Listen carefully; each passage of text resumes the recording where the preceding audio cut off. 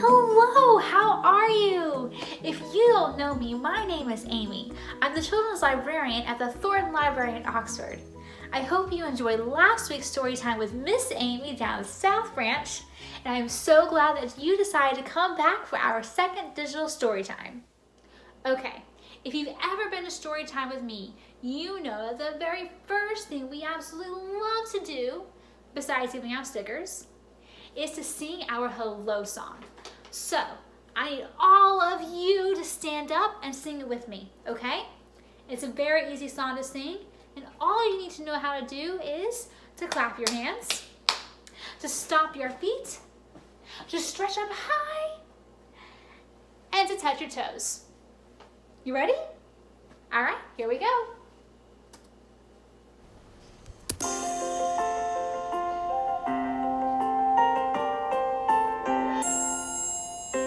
Hello, hello. Hello. Can you clap your hands? Hello, hello. Hello. Can you clap your hands? Can you stretch up high? Stretch up, stretch up. Can you touch your toes? Touch your toes. Can you turn around? Can you say hello? Hello. Hello, hello. Hi, how are you today? Can you stamp your feet?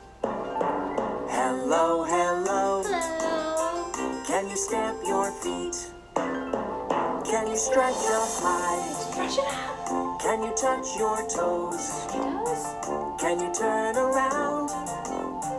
Can you say hello? Hello. Hello, hello. Hi. Can you clap your hands? Hello, hello. Hello. Can you stamp your feet? Good job. How fun was that? Okay, also in my story times, we like to learn our special sign of the day.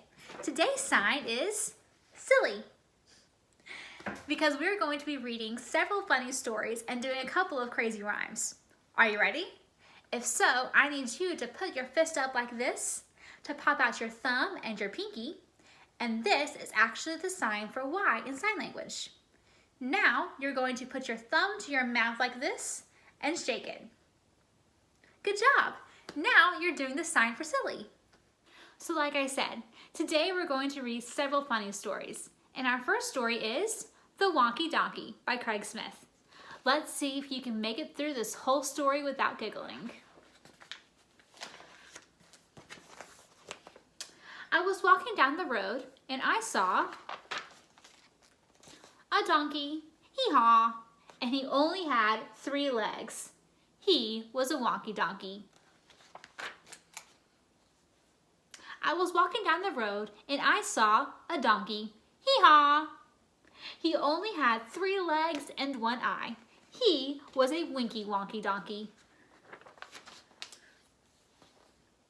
I was walking down the road and I saw a donkey, hee-haw. He only had 3 legs, 1 eye, and he liked to listen to country music. He was a honky-tonky winky wonky donkey. I was walking down the road and I saw a donkey. What does he say? Hee-haw! And he only had 3 legs, 1 eye. He liked to listen to country music, and he was quite tall and slim. He was a lanky honky-tonky winky wonky donkey. I was walking down the road and I saw a donkey. Hee-haw! He only had 3 legs, 1 eye. He liked to listen to country music. He was quite tall and slim, and he smelled really, really bad. He was a stinky, dinky, lanky, honky-tonky, winky, wonky donkey.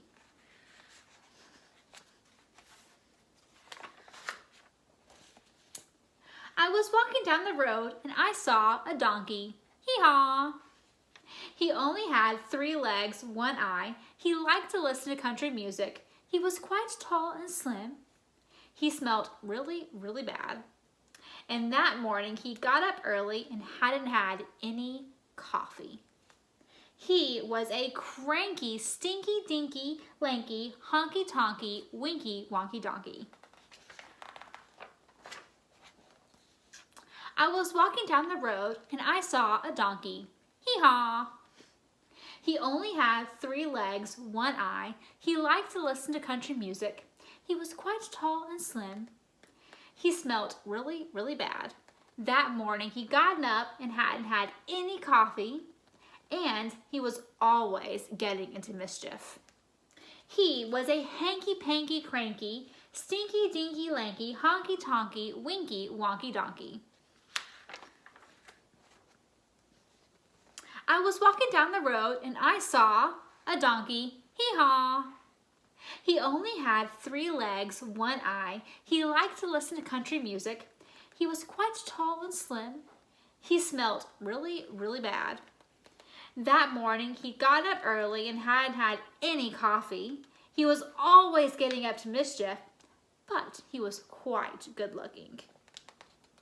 He was a spunky, hanky-panky, cranky, stinky, dinky, lanky, honky-tonky, winky, wonky donkey.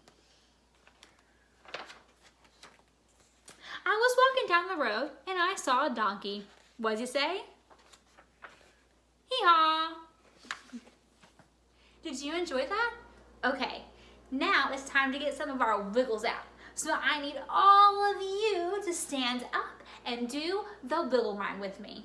Don't worry, it's really easy. Okay, let's get ready. So we got this. Okay.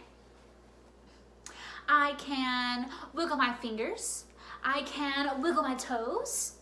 I can wiggle my ears. I can wiggle my nose. I can wiggle my shoulders. I can wiggle my chin. I can stretch my arms out way out and then bring it back in. I can wiggle my elbows. I can wiggle my knees. I can hop like a bunny. I can say cheese. And now that I have no more wiggles in me, I can sit down as still as can be. Okay, now that we've gotten some of our wiggles out, let's go on to our second story. Llama Destroys the World by Jonathan Stutzman. Do you think that this precious little llama is able to destroy the world? Let's read and find out.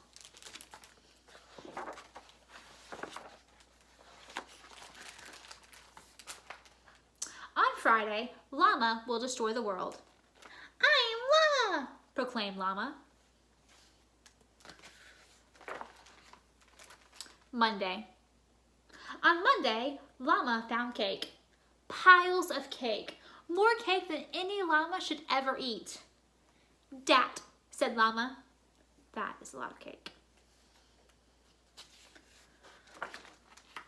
Llama ate all of the cake.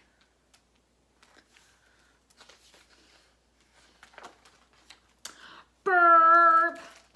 This was his first mistake. It was an honest mistake. It was a delicious mistake. It was one of those mistakes that leads to more mistakes and eventually the ultimate doom of everything.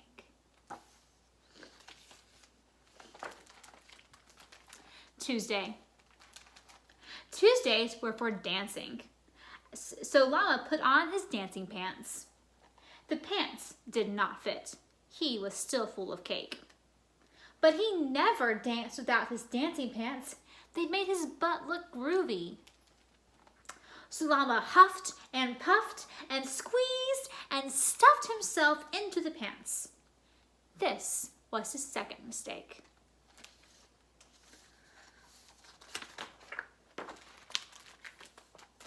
And then Llama danced. He jigged, he tangoed, he cha-cha'd real smooth. His rhythm was perfect, his moves were precise, but the pants never stood a chance. Rip!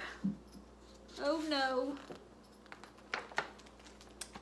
The rip was thunderous. It shook the house, the trees, the mountains. It shook the very fabric of the universe. The cosmic vibrations from the ripping pants were so mighty that a black hole tore open. Wednesday. On Wednesday, Llama found the black hole. "Dat," said Llama. He had never seen a black hole before. He didn't know what it could be or what it could do. But Llama was a llama of science. He knew that answers were out there waiting to be discovered.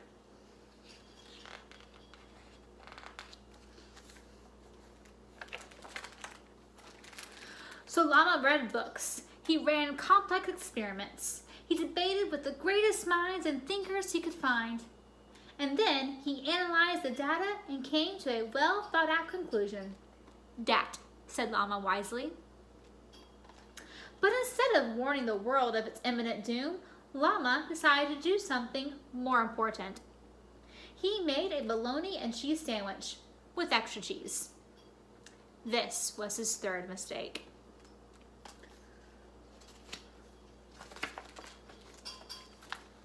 Thursday.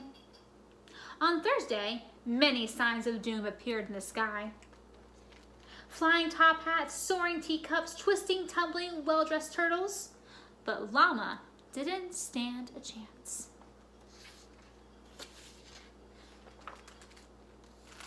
Thursdays were for painting, and Llama was busy painting his latest masterpiece. The end was near.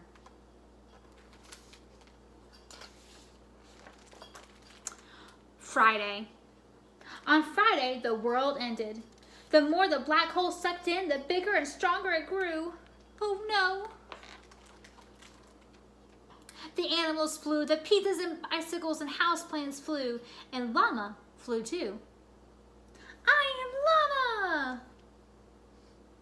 Oh no, let's see, I found cake and pizza, and more cake.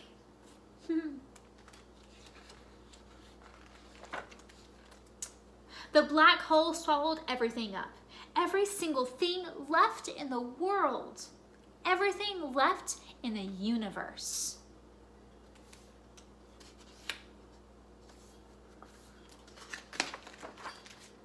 Until there was nothing.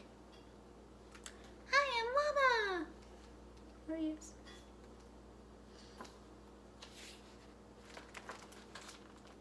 Saturday. On Saturday, on the other side of the black hole, everything was fine. The universe tumbled out exactly as it had been before, even Llama. I am Llama, proclaimed Llama.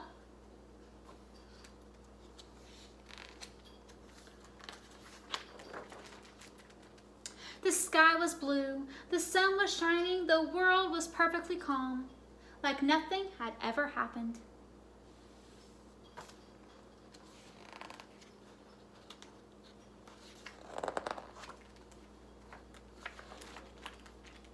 Sunday.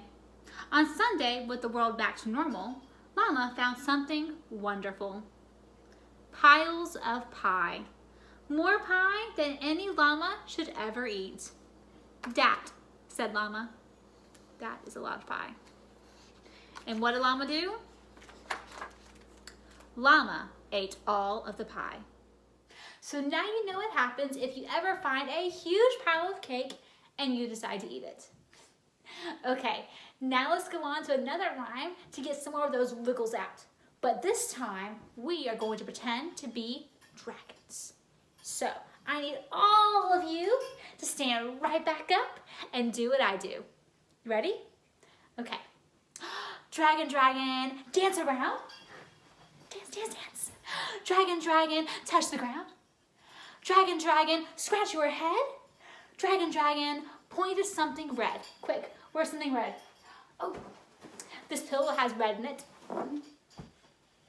Dragon, dragon, stomp on the floor. Dragon, dragon, give a great big roar. Good job. Phew. I don't know about you, but I'm having lots of fun, and I hope you are too. So let's go on to our last story. Pig the Stinker by Aaron Blavey. But first a question. Do you have a dog? And if so, does your dog like bath time? Or does your dog do what Pig does in the story? Let's find out.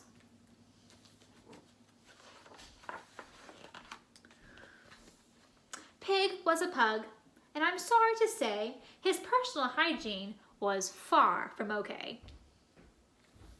He looks like he smells. Pig liked to get dirty. He frankly was rank. His paws could be frightful. His fur often stank. Look at that. Ew. He wasn't offended by odor or smell, and if you weren't careful, he'd smell you as well. He played with all kinds of unspeakable muck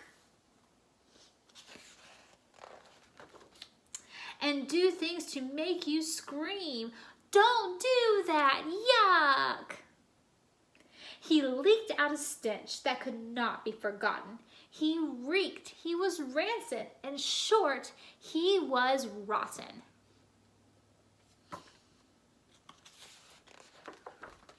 So bath time was called, you stinky old mutt. You need a good clean from your ears to your butt.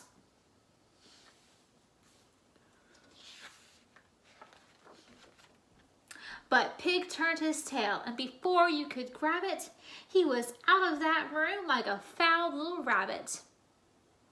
They chased him, but Pig had a devious knack for ducking and weaving and doubling back.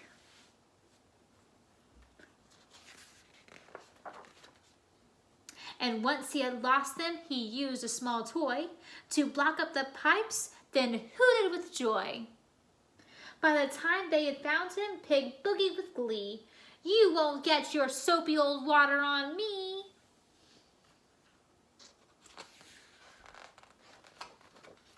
They watched as Pig loaded. They watched as Pig crowed. They watched as Pig's plan made the bathroom, explode!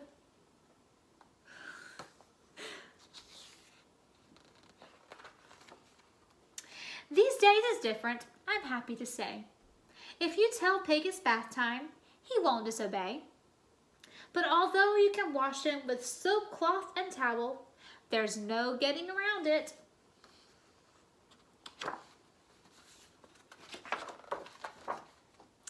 Pig is just foul. So bath time may not be the funnest part of the day, but I think Pig learned a very valuable lesson of how it is much better to take a bath than to let your bathroom explode. Am I right? This is where all the parents are nodding yes. Okay, so for our last rhyme, we are going to be talking about 5 silly monkeys who like to tease Mr. Alligator. So, I have my trusty flannel board with me, and I have some monkeys here, and I want you to count how many monkeys are in the tree, okay?